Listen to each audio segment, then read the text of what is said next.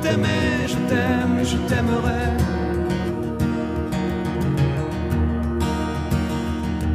Vous êtes sur CFM, vous écoutez l'émission À bâton rompu en compagnie d'Éric Lachaud et de notre invitée Anne Blanc, députée de la 2e circonscription de l'Aveyron. Si vous nous rejoignez, nous venons de parler de la ruralité et des effets de la politique du gouvernement au travers de la hausse des prix du carburant et de leur impact aussi sur la mobilité en milieu rural.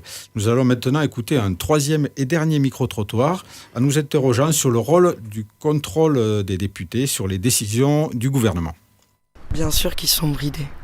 Sinon, ils sautent en fait. Je sais pas, c'est ce qu'on entend souvent, qu'il y a une sorte de pouvoir très puissant, mais j'en ai pas fait l'expérience, je sais pas. Oui, moi je pense qu'ils peuvent faire ce qu'ils veulent, ils sont quand même droit à la parole. Je pense que dans tous les gouvernements qu'il y a eu, il y a une ligne de conduite et ils ne peuvent pas faire tout ce qu'ils veulent. Pas trop. C'est plutôt Macron qui commande et on leur dit ce qu'il faut faire et ils sont pas trop libres, je pense, à ce niveau-là. Moi, je pense qu'ils sont assez bridés, oui, parce que j'ai l'impression que Macron, c'est un genre de despote, on va dire. Ils sont bridés, ils peuvent pas aller à l'encontre de ce que les autres disent, parce qu'ils sont faibles, ils sont plus faibles. Ils sont pas dans un parti soi-disant libre, ouvert. Les parlementaires n'ont pas le rôle qu'ils devraient avoir, quoi. Je dis qu'ils font ce qu'ils peuvent, mais ils ne peuvent pas tout, en tout cas ils ne peuvent pas beaucoup. Alors, le pouvoir du Parlement, le pouvoir des députés, est-il rogné par la personnalité et la puissance d'Emmanuel Macron ? Alors, vous parlez bien sûr des députés de la majorité, j'entends bien. Faut quand même pas oublier qu'on a été élus pour soutenir un programme et on l'a défendu pendant nos campagnes. Donc aujourd'hui, c'est ce programme qui est mis en œuvre. Donc il y a une très grande légitimité de notre part de défendre et de poursuivre les projets de loi et les textes qui sont portés par le gouvernement et qui, entre autres, ont été portés par Emmanuel Macron pendant sa campagne. Je crois que justement, ce qui est nouveau dans le fonctionnement de notre groupe majoritaire, c'est qu'il y a une liberté de parole et une liberté de pensée.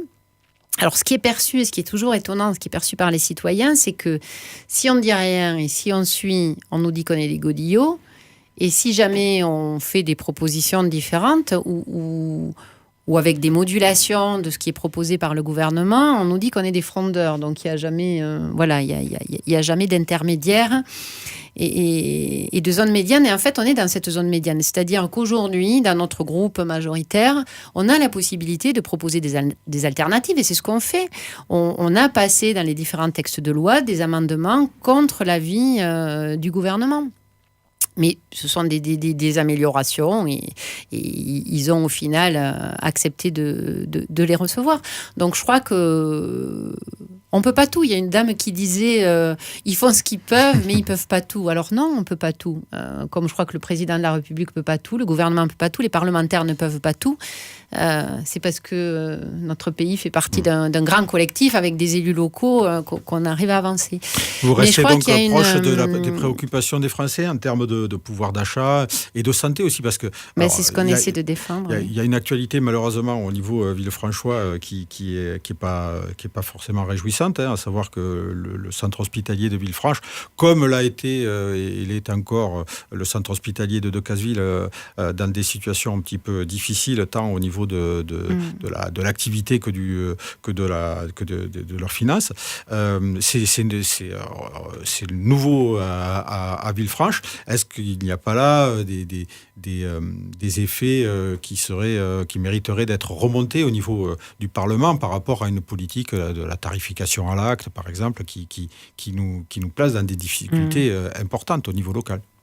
Alors, il ne vous aura pas échappé que Agnès Buzyn a présenté un plan santé avec le Premier ministre et que je crois que c'est notablement reconnu. Il y a eu une compréhension par la ministre de la problématique générale de la santé dans notre pays. D'abord parce qu'elle est quand même issue du milieu de la santé. C'est une médecin spécialiste. Elle connaît bien ce qui se passe, que ce soit dans les hôpitaux ou dans la médecine libérale, dans les professions paramédicales. Je crois qu'on est vraiment dans une complexité de fonctionnement pour quelques années encore dans notre pays, qui est liée en grande partie aussi à la démographie médicale. parce qu'on manque aussi de professionnels médicaux, et ce qui pénalise beaucoup toutes les petites structures hospitalières, tous les hôpitaux de proximité. Alors, vous parliez de Decazeville. Aujourd'hui, on a une situation un petit peu compliquée aussi au niveau de l'hôpital de Villefranche. J'étais à l'Agence régionale de la santé avec les élus du Villefranchois et les représentants de l'hôpital lundi dernier pour essayer de voir comment on pouvait faire évoluer positivement la situation de notre hôpital. Je crois que c'est pas dramatique, il faut pas dramatiser non plus, hein. Il y a beaucoup d'hôpitaux qui aimeraient avoir encore la santé, la qualité des installations de l'hôpital de Villefranche. Néanmoins, voilà, il y a un certain nombre de points à étudier, à améliorer. Je crois que c'est une des premières années où l'hôpital de Villefranche est en déficit. Il faut savoir que 70% des hôpitaux français sont en déficit et doivent être renfloués par des fonds nationaux. La grosse problématique, c'est ça. C'est une démographie médicale compliquée à l'échelon national qui est liée au numerus clausus, au fait qu'aujourd'hui, les médecins n'exercent plus du tout comme ils exerçaient il y a 10, 20 et encore moins 30 ans. C'est moins un sacerdoce. Ce sont des médecins tout à fait compétents, mais qui ont aussi une autre vision de l'exercice de la médecine. Vous parliez de la tarification aussi, donc c'est quelque chose qui va être revu. On va plus être sur la tarification à l'activité, ce qui pénalisait nos petits hôpitaux de proximité. Par contre, aujourd'hui, ce qui est quand même, me semble-t-il, quelque chose de très positif, c'est ce qu'on appelle les GHT, groupements hospitaliers de territoire. Pour nous, c'est le Nord Aveyron. Et en termes d'hôpitaux, ça regroupe l'hôpital de Decazeville, de Villefranche et de Rodez. Et qu'il faut faire un travail collectif pour mutualiser justement les praticiens hospitaliers pour être en capacité d'offrir des services de qualité sur l'ensemble, avec des spécificités pour chacun des établissements, mais pour offrir un service de proximité avec la venue de spécialistes sur chacun des territoires. Bon, à Villefranche, il y a un cas particulier sur le service d'urologie qu'on est en train de travailler. Voilà, il y a quand même des logiques qui paraissent un petit peu abstraites au commun des mortels, dans le sens où, par exemple, pour ce qui concerne l'urologie, on raisonne sur l'activité du plateau technique. Il faut un certain nombre d'actes pour que ça soit maintenu. Là, il se trouve qu'il y a un urologue qui pratique l'ensemble des actes et qui est pas loin ou très très près du seuil requis. À côté de ça, il y a un hôpital à Rodez où le nombre d'actes est quasiment identique, mais avec un ou deux actes supplémentaires qui le fait passer au-dessus, mais avec trois chirurgiens. Alors, un chirurgien qui pratique beaucoup plus en fait que ses confrères ruthénois est jugé ne pas pratiquer suffisamment sur le terrain, et donc on lui dit allez à Rodez ou allez à Aurillac et là vous pourrez exercer. Est-ce qu'il y a quelque chose qui cloche là-dedans? Ouais, non, je pense que ça, c'est ce qu'on a essayé d'expliquer quand on est allé à Montpellier à l'Agence régionale de santé à un moment donné, et c'est ce que je crois qu'il faut qu'on travaille collectivement dans un climat de confiance et de respect au sein du GHT. C'est-à-dire qu'il ne faut pas se dire que Rodez va systématiquement tout vampiriser, mais défendre que, par exemple, l'hôpital de Villefranche pourrait avoir une spécificité sur une spécialisation dans l'urologie, parce qu'on a le praticien hospitalier et les praticiens, puisqu'il était question de faire venir aussi un autre urologue qui aurait été candidat.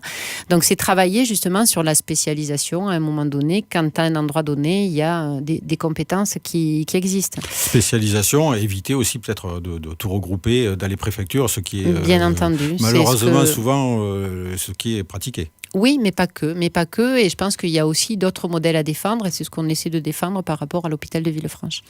Très bien, nous allons marquer une nouvelle pause avec donc le titre que vous nous avez suggéré, Tomorrow de Georgia Smith. Pourquoi ce choix ? Parce que j'ai découvert cet artiste il n'y a pas très très longtemps et que je trouve qu'elle a une voix exceptionnelle, extraordinaire, et qui m'a particulièrement touchée. Très bien.